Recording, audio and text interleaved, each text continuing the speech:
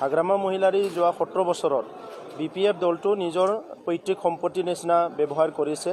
আৰু সেই দলটো ব্যৱহাৰ কৰি তেখেতে চৰকাৰ গঠন কৰি যিমানখিনি আমাৰ BTCত লুণ্ঠন কৰিলে আজি ইয়াৰে এটা পৰিণাম আহিছে। BPFৰ গৃহকণ্ডল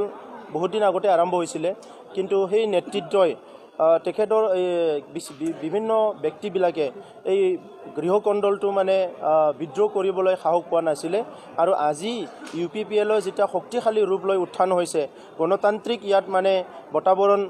আৰম্ভ হৈছে, ইয়াত সকলো নিৰাপদ এটা অনুভৱ কৰিছে আৰু হাগ্ৰামাৰ দাদাগিৰি ইয়াতে আৰু নচলাই বুলি যিহেতু গম পালে, তেতিয়াহে এতিয়া BPFৰ নেতাবিলাক এজনকৈ নিজৰ ক্ষোভবিলাক লাহে লাহে ৰাইজক মানে দেখুৱাইছে। এই কণ্ডল আজিৰ নহয়, বহুত দিন আগৰ পৰাই এই কণ্ডল চলি আছিলে। হাগ্ৰামা মহিলাৰীয়ে ডাঙৰীয়াই নিজৰ সতীৰ্থসকলক দমন কৰি ৰাখিছিলে, ভয় দেখুৱাই ৰাখিছিলে আৰু বিভিন্ন জনকে প্ৰলোভন দি ৰাখিছিলে। কিন্তু 17 বছৰটো অলপ সময় নহয়, যিহেতু 17 বছৰটো এটা দীঘলীয়া সময়। এই সময়খিনিত বিভিন্ন মানে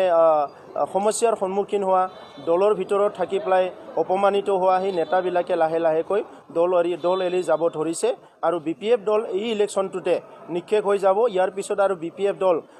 নেক্সট ইলেকশ্যন খেলিবৰ কাৰণে BPF দল নাথাকিব। কিন্তু বিজেপিয়ে শক্তিশালী ৰূপত সাংগঠনিক স্থিতি এটা লৈছে। এই ক্ষেত্ৰত BPFৰ ক্ষতি হোৱাৰ লগতে অন্য বড়ো ৰাজনৈতিক দল যেনেকুৱা UPPLৰ কিবা ক্ষতি হ'ব বুলি অনুভৱ কৰে? UPPLৰ একো ক্ষতি নহয়, ইয়াত ক্ষতি হ'ব BPFৰ, ইয়াত ক্ষতি হ'ব GSPৰ, যিসকলে নেকি BTC অঞ্চলৰ BTR অঞ্চলৰ 35 লক্ষ জনসাধাৰণক মিৰু বিভাজন কৰি, জাতি ধৰ্মৰ নামত বিভাজন কৰি বিভিন্ন পন্থাৰে যি পন্থাবিলাক নেকি সমাজ উন্নয়নৰ কাৰণে, অঞ্চল উন্নয়নৰ কাৰণে ভাল নহয়, সেই পন্থাবিলাক তেখেতসকলে লৈ পেলাই যিহেতু ৰাজনীতি কৰিবলৈ ওলাই আহিছিলে, আজি সেইকাৰণে তেখেতসকলৰ মাজত যিটো মানে বিভিন্ন দলৰ নতুন নতুন দলৰ উত্থান, সেইবিলাক শংকিত কৰিব আৰু তেখেতসকলক ক্ষতি কৰিব।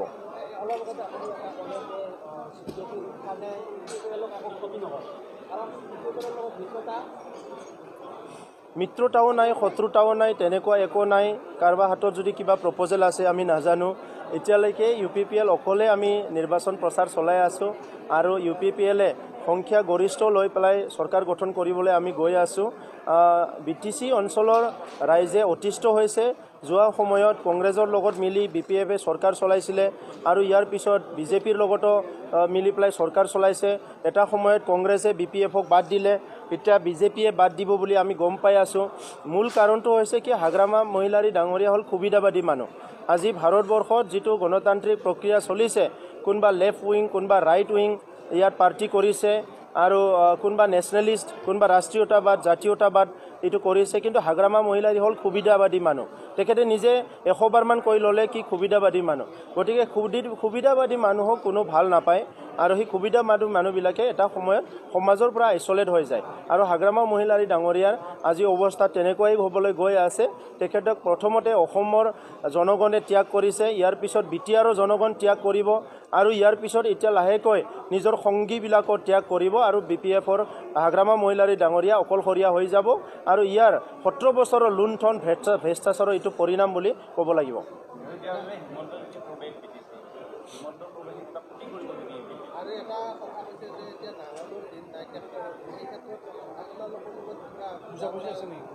চাওক, ইয়াত ডক্টৰ হিমন্ত বিশ্ব শৰ্মা ডাঙৰীয়াই হওক বা কোনোবাই হওক, তেখেতসকলে নিজৰ দলৰ প্ৰচাৰ চলাবলৈ আহিছে আৰু সেই প্ৰচাৰটো তেখেতসকলে চলাব। সেইটো লৈ পেলাই আমি না শংকিত হ'ব লগা আছে, না আমাৰ উৎফুল্লিত হ'ব লগা আছে। আমিতো নিজৰ মতে কাম কৰি আছোঁ। কিন্তু ডাঙৰ কথাটো হৈছে যে যোৱা 17 বছৰে যি নেতাবিলাকে হাগ্ৰামা মহিলাৰীক পেট্ৰনাইজ দি আছিলে, সেইসকলে আজি হাগ্ৰামা মহিলাৰীৰ যিটো মানে চৰিত্ৰ, সেইটো উদঙাই দিবলৈ আজি বাধ্য হৈছে আৰু সেইকাৰণে আজি আমি বুজি পাব লাগিব যে হাগ্ৰামা মহিলাৰী ডাঙৰীয়াই আজি BTR অঞ্চলত ৰাইজৰ কাৰণে যদি কাম কৰিলে হয়, ৰাস্তা ঘাট, দলং, স্কুল, কলেজৰ সমস্যাবিলাক সমাধান কৰিলেহেঁতেন, তেতিয়া ৰাইজে তেখেতৰ লগত থাকিল হয় আৰু কোনো নেতাই তেখেতৰ এগেইনষ্টৰ কথা নক'লে হয়। আৰু আপুনি যিটো কথা সুধিছে কি ইয়াত মানে কিবা বুজা পৰাৰ ইংগিত, ট্ৰেক্টৰৰ ইংগিত, আজি চাওক BTRত এণ্ট্ৰি হোৱা মানে চবে ট্ৰেক্টৰে দেখা পাব। এইবাৰ ইয়াত ট্ৰেক্টৰে চৰকাৰ গঠন কৰিব গতিকে যিয়ে ভিতৰত নাহে কিয় সেই ট্ৰেক্টৰৰ নামটো এবাৰ হ'লেও ল'বই লাগিব গতিকে আজি কোনোবা অপেনলি লৈছে কোনোবা তলেদি লৈছে কিন্তু ট্ৰেক্টৰৰ নামটো যে ল'ব লাগিব এইখিনি সময়ত সেইটো খাটাং কাৰণ ট্ৰেক্টৰ হৈ গৈছে এতিয়া UPPLত এতিয়া 14 লাখ মেম্বাৰ আছে গতিকে ইয়াত 24 লাখ ভোটাৰ আছে 14 লাখ যদি মেম্বাৰ UPPLৰ বেলেগত ইয়াত কোনো দেখা নাপাব নাই এইটোতো আগতো কৈছে এইটো বিজেপিয়ে ক'ব কংগ্ৰেছে ক'ব UDF ক'ব চবেই ক'ব যে দল আমি চৰকাৰ গঠন কৰিম কোনোবা ক'ব আমি কিং মেকাৰ হ'ম কোনোবা ক'ব আমাৰ দলৰ চৰকাৰ হ'ব ৰাজনীতিত এইবিলাক হ'বই এইবিলাক কথা নক'লে ক'ত ৰাজনীতি হ'ব আমি যদি চৰকাৰ গঠন নকৰোঁ বুলি কওঁ আমাৰ যদি কেণ্ডিডেট নিজিকো বুলি কয় তেতিয়া মানুহে কিয় ভোট দিব গতিকে সব দলে এই কথাটো ক'বই কিন্তু বাস্তৱ কথাটো হৈছে UPPLৰ উত্থান হৈছে আৰু পৰিৱৰ্তনটো ৰাইজে UPPLৰ দ্বাৰাই বিচাৰিছে এই কথাটো সত্য কথা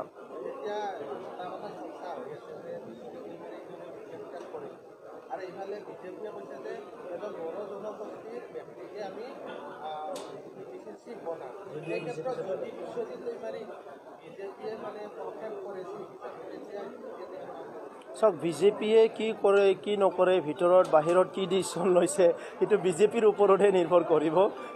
মই ইয়াতে কোনো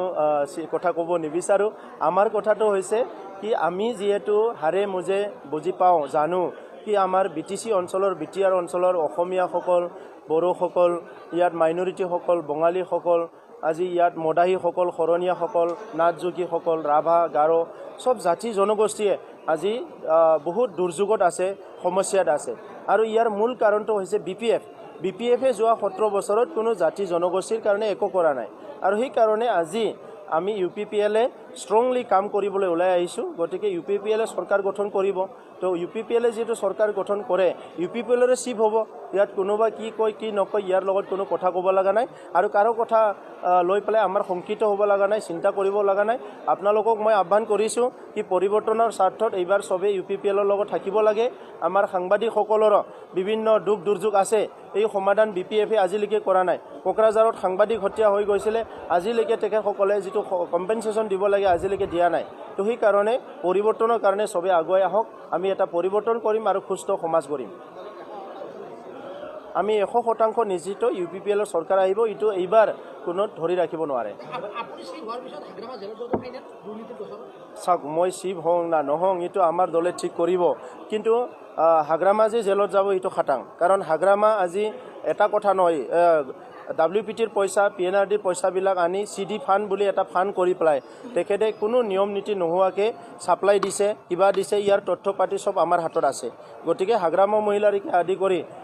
বহুত বিয়াগুম নেতাবিলাক জেলত যাব এইটো খাটাং VCDC মেম্বাৰ চেয়াৰমেনবিলাকতো অগণন মানে জেলত যাব এজন ব্যক্তিক বিচাৰি জেলত ভৰা হ'ব ইয়াৰ লগতে আজি BTCৰ কিছুমান EM সেই সকলো আজি জেলত যাব